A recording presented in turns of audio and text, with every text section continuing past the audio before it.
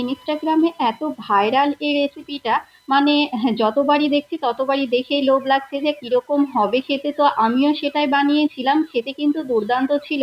তো কিভাবে বানিয়েছিলাম পুরো রেসিপিটাই কিন্তু শেয়ার করব আজকে। তো সেই ইউনিক নাস্তা বানানোর জন্য আমি এখানে ময়দা নিয়ে নিলাম, মেজারমেন্ট কাপে 2 কাপ ময়দা নিয়ে নিয়েছি। ময়দার মধ্যে 1/2 টেবিল চামচ লবণ আর দিয়ে দেবো 2 টেবিল চামচ সাদা তেল। এবার তেল আর লবণটাকে ময়দার সঙ্গে খুব ভালো মতো মিশিয়ে নিতে হবে। খুব সুন্দর মতো মিশিয়ে নিয়ে অল্প অল্প রুম টেম্পারেচারে থাকা পানি দিয়ে ময়দাটাকে খুব সুন্দর মতো মেখে নেব। একসঙ্গে বেশি পানি দেবেন না, অল্প অল্প পানি দিয়ে খুব ভালো মতো করে ময়দাটাকে মেখে নিতে হবে। তো খুব সুন্দর মতো করে ময়দাটাকে মেখে নিয়ে এই তো এটাকে আমি 15 থেকে 20 মিনিট মতো রেস্টে রেখেছিলাম। ওই 20 মিনিট মতো রেস্টে রেখেছিলাম। এবার বাদ বাকি উপকরণগুলো রেডি করে নেব। এখানে আমি 3টে সেদ্ধ আলু নিয়েছিলাম। আলুটাকে ম্যাশার দিয়ে খুব সুন্দর মতো ম্যাশ করে নেব। খুব ভালো মতো ম্যাশ করে নেবেন, দানা দানা ভাব যেন একদমই না থাকে। 1/2 টেবিল চামচ লবণ দিয়ে দেবো, মানে টেস্ট অনুযায়ী লবণ দিয়েছিলাম। 1/2 টেবিল চামচ চাট মশলা দিয়ে দিলাম। আপনারা চাইলে আমচুর পাউডারও দিতে পারেন, তবে আমার হাতের কাছে যেহেতু চাট মশলা ছিল আমি সেটাই দিয়েছি। 1 টেবিল চামচ দিয়েছিলাম চিলি ফ্লেক্স আর 1/2 টেবিল চামচ দিয়ে দেবো ভাজা জিরের গুঁড়ো। দিলে কিন্তু ফ্লেভারটা খুব সুন্দর আসে। আর 1 টেবিল চামচ আমি এখানে কর্নফ্লাওয়ার দিয়েছি। কর্নফ্লাওয়ারটা দিলে কিন্তু ভেতরের স্টাফিংটা বাইরে আসে না, খুব সুন্দর মতো সেট হয়ে যায়। তো অবশ্যই কর্নফ্লাওয়ার দেওয়ার চেষ্টা করবেন। আর কিছুটা পরিমাণে ধনিয়া পাতা কুচি দিয়ে খুব সুন্দর মতো মেখে নেব। আলুর সঙ্গে সমস্ত কিছুকে খুব ভালো মতো মেখে নিতে হবে। ব্যাস এই কটা উপকরণই লাগে, আর কোনো উপকরণ লাগে না। মাত্র অল্প কয়েকটা উপকরণ দিয়ে কিন্তু আপনারা বানিয়ে নিতে পারবেন। তো ময়দাটাও কিন্তু আমার খুব সুন্দর মতো সেট হয়ে গিয়েছে। আমি 3টে ভাগে ভাগ করে নিয়েছি, মানে 3টে লেচি কেটে নিয়েছি। এইদিকে আমি একটা বেলুন পিড়া নিয়ে নিয়েছি। পিড়েতে অল্প একটু শুকনো ময়দা দিয়ে দেব।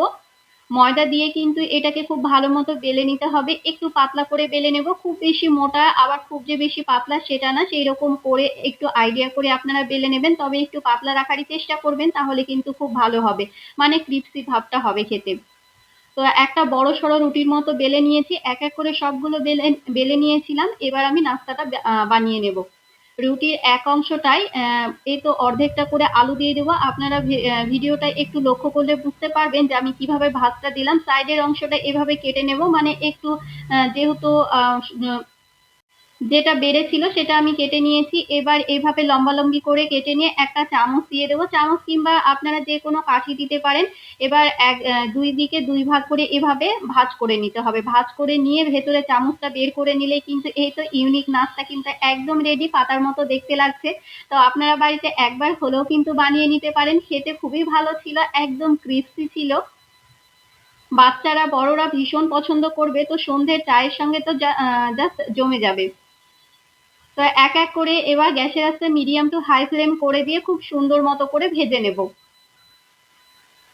ভাজতে একদমই বেশি টাইম লাগে না, অল্প টাইমের মধ্যে ভাজা হয়ে যাবে। যেহেতু আলুটা আমার সেদ্ধ আছে, সেই কারণে গ্যাসের আঁচটা মিডিয়াম টু হাই ফ্লেম করে দিয়ে খুব সুন্দর মতো করে ভেজে নেব, উল্টিয়ে পাল্টিয়ে, যতক্ষণ না ওপরের কালারটা চেঞ্জ হয়ে আসে।